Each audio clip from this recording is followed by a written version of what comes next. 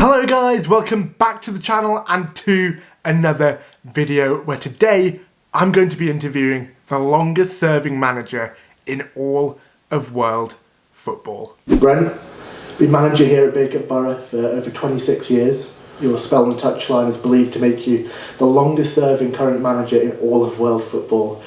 Is that something you think about often? You know what, I don't really, it's scary really. Somebody said to me the other day, they met me at the outside door. It was our Andrew Knights, one of our volunteers, our head of business development. And as I arrived up the street, he went, "It's scary, isn't it, how many times you've done this run up this street here and pulled in at the front door." So it isn't, it's just been, it's 26 years at Bacup Borough, over 26 years now at Bacup Borough, but I've been in football a lot longer than that, you know what I mean? But yeah, it's just nothing that, I don't even think about it, just people keep just reminding me. And how did it even come to your attention that you were apparently the longest serving manager in football? The first time really I found out was the BBC. It appeared on the BBC, their official website, and it just carried a lot of traction. And that was the first time that, that I realised that it was alleged that I was the longest-serving club manager in world football. So, what's the secret to your longevity? Well, I don't think there's any secret. I think it's like anything. If you're enjoying the work that you do, then you get up in the morning, don't you? And you're enjoying it. Then you keep doing it. The one thing about me in everything I do, I love a challenge, and there's no doubts about it. Bacup Borough has been one mighty challenge, and. Yeah, the one thing that's pleasing for me is the fact that, when I wake up in the morning and I know that this old established historic football club is still alive and kicking. That's more important to me than winning trophies, even though we have won trophies and we are in, we have been in cup finals and we have won a league championship, but that's part of it, that's the demands that for any manager and the playing staff. But the other thing is that I'm not just a manager here on the football side. I'm absolutely controlling everything at the football club and driving every single department. So yeah, let's touch on that. You're not just the manager here. You're pretty much everything to do with the club. What are your roles here, or should we say, what don't you do at Bacup Borough? Well, I've obviously now I've got people. I've tried to put people into place a little bit, but just a few seasons back, I was doing basically everything. I was doing the business development side of things. I was doing the media, not to the extent of our media team are doing it now, because but I was doing the media. I was talking to the press. I was putting things out on social media. Because it would costly to have a groundsman. I was, maintaining the ground, preparing everything on a match day, and then everything that a manager's role is on within the team. And I literally, it's more than a full-time position. But gradually, slowly but surely, I've tried to delegate responsibilities to other people, but I've still got to oversee that, because it's difficult when you've an operation like Bacup Borough Football Club and the magnitude, and it's the same where the club that you're connected with, Clitheroe, clubs rely on volunteers, and the magnitude of the job of running a football club is hard. There's a lot of work to go into it, and sometimes you don't have the amount of volunteers that you need to obviously take you to the next levels, and that's probably been the case here at Bacup. There hasn't been the volunteers, So I've had to pick the baton up and kind of run with it. So let's take it back to the start. You're appointed on the 1st of September 1997, initially on an interim basis as well, I believe, until the end of the season. Can you tell me more a bit about that time? And did you actually expect in any of your wildest dreams to be still here? I was assistant manager to Curry Dixon, the former Chelsea and England striker, at Doncaster Rovers in what they were then, whereas now it's the Premiership, Championship, Division 1, Division 2. Back in the day, it was just the 4 divisions. It was Division 1, Division 2, Division 3, Division 4. And Doncaster Rovers were languishing near the bottom of Division 4. The situation was that back in the day that they just introduced where there was a pathway for non-league teams could go into the Football League, because it didn't used to be like that. Because if you finished at the bottom of Division 4, what used to happen, clubs would come up for re-election, and the chairman of all the Football League clubs would all stick together and make sure that the Football League club stayed in the Football League, and there were kind of no way that clubs could really get into the football. It was like a closed shop.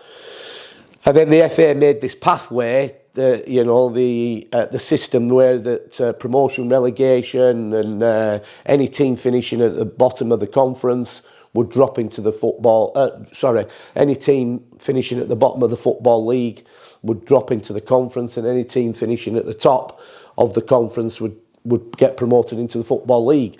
So when I was appointed at Doncaster Rovers with Curry Dixon, our forte was that we to keep, whatever happened, we to make sure that Doncaster Rovers maintained their Football League status. And we did, we achieved that. It was the year I was at Doncaster, it was the year that Hereford got relegated. I were actually involved in the last, anybody who's a football historian and everything, Brighton and Hove Albion used to play on the Goldstone ground, the old Goldstone ground. We played the very last game, the very, very last game before the demolition people came in on the Goldstone ground, was between Brighton and Hove Albion and Doncaster Rovers. So it was quite a season.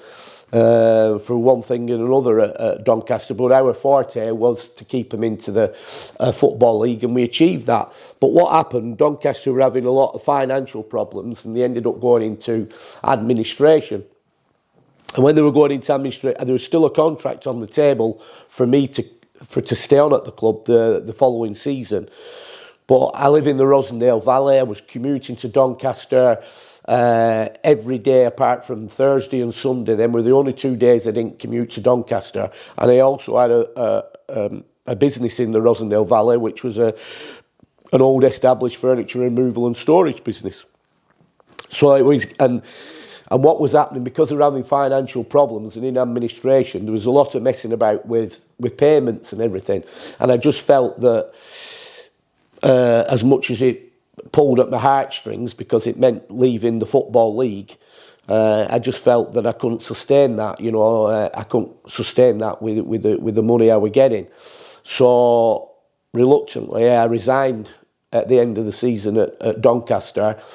And whilst I were in between jobs, only for a short time, what happened was that some of my former players that had played for me at Rosendale under me when I were at Rosendale United, they were playing here at Bacup, and Bacup were having a torrid time both on and off the pitch. Not even, they were, the place was it weren't the best. They're having issues with the local council. There's no perimeter barriers around the ground. When 3 o'clock came and the school were coming out, people were route marching through the stadium to, there were a lot of problems. And then on the field football pitch, there was kind of no direction. And then the team, they were at the bottom of the league, did no points on the board, and they played Tetley Walker in a North West Counties fixture. And the day they played Tetley Walker, they got beat 10-1. And some of the players turned round to the committee and the chairman, listen, we can't carry on like this. This is ridiculous. Why do you not go and speak to Brent Peters? And the chairman turned round and went, Brent Peters ain't going to come here. He's not going to come. He's been at Doncaster. At that time, I'd been at director of football at Accrington Stanley. They said he's been at Accrington. He's been at Bury as youth team coach. He's not going to come to Bacup. And a couple of lads said, listen, he's a football man. Just go and speak to him.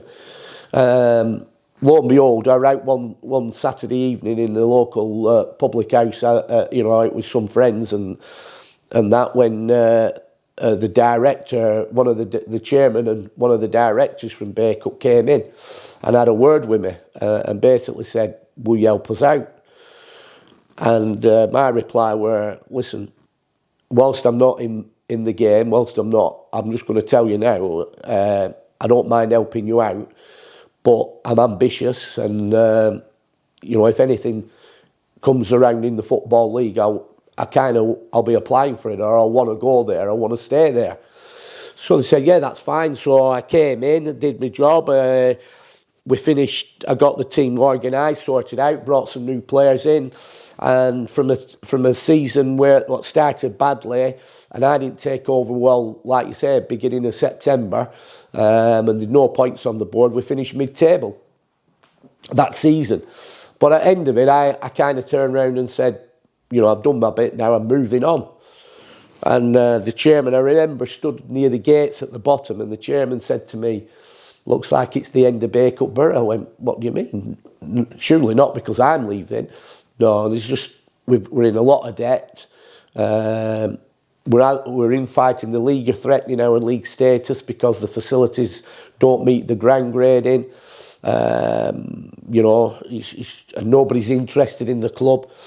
So I think it's kind of the end, it's a shame really. It's been the chairman said it's been my life.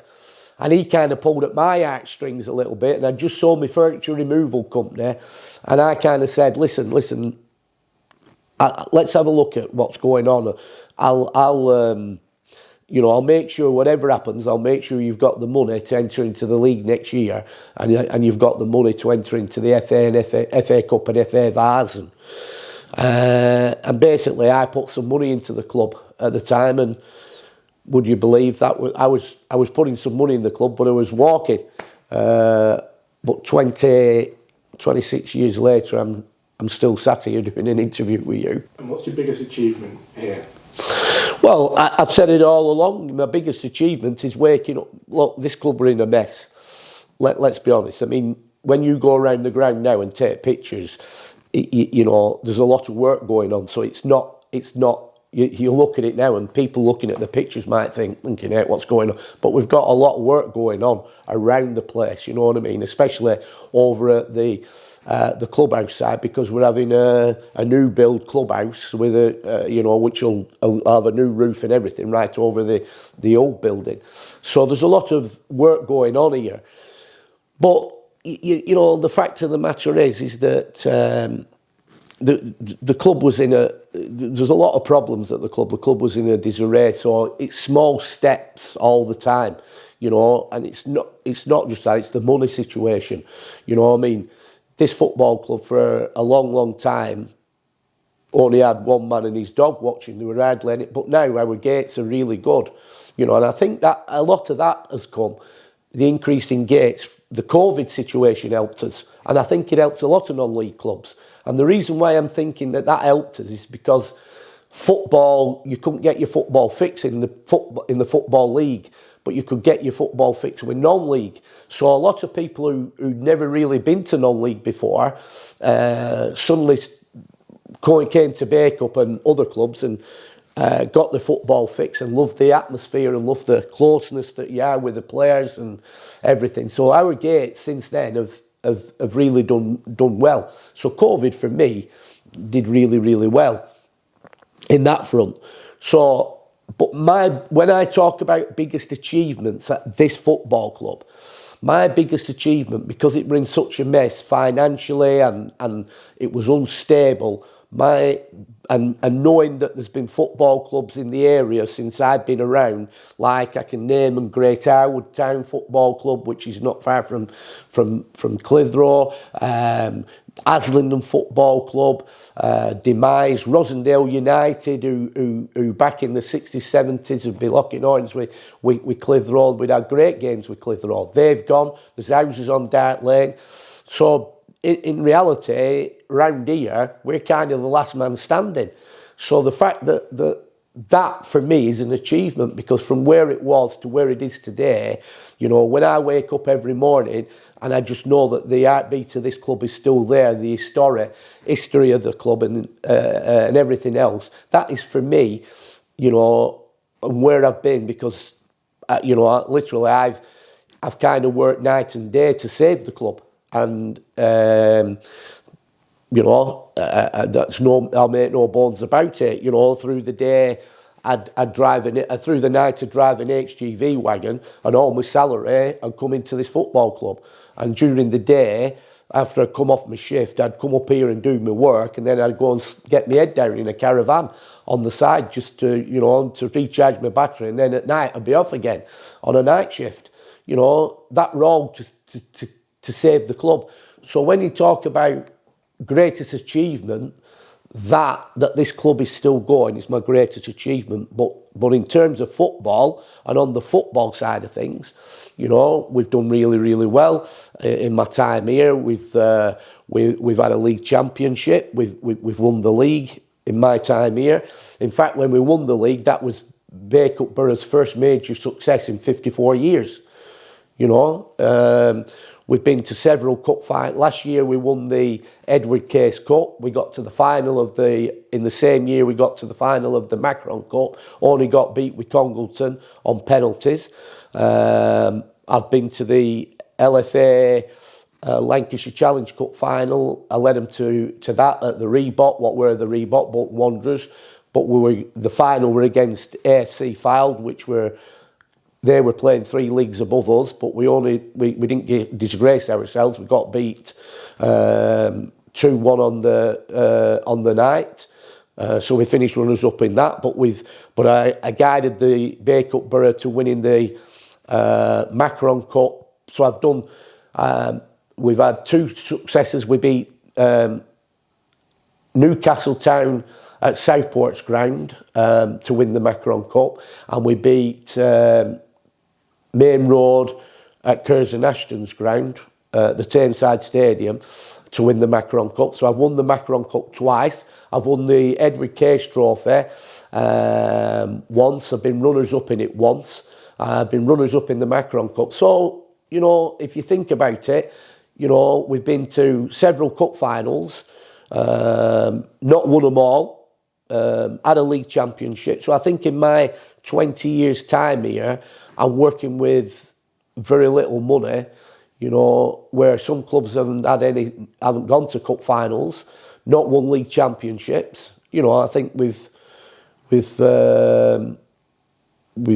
boxed above our weight at times. What is your dream for this football club? My dream for the football club is, well, the first one is I want, you know, I haven't spent 26 years of my life here for it to stand still. You know, it's got to progress, but before it can progress properly, there's got to be good foundations in place. So it goes without saying that my dream for the football club is to see it prosper. You know, nice, complex stadium. See, that were another thing. The council they were talking a couple of years back that we were moving and going to a new stadium, but there is no land to take us to a new stadium. You know, so it hasn't happened really, and it kind of stopped our progression on things we wanted to do within our stadium because we thought we were moving, but that hasn't materialised. So now we've got to, like we are doing, progress things. So I kind of want. You know, I want it to prosper, I want it to move on, I want to have a nice stadium and a successful football team. There's nothing more than, and I think it's everybody's dream.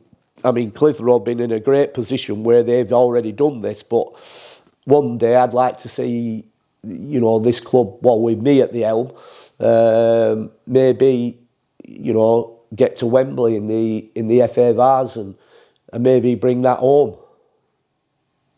That would be probably the pinnacle highlight of my career if I could do that. But listen, I suppose that's every manager. I suppose it's every player's dream to play at Wembley, and I suppose it's every manager's dream to lead his team out at Wembley.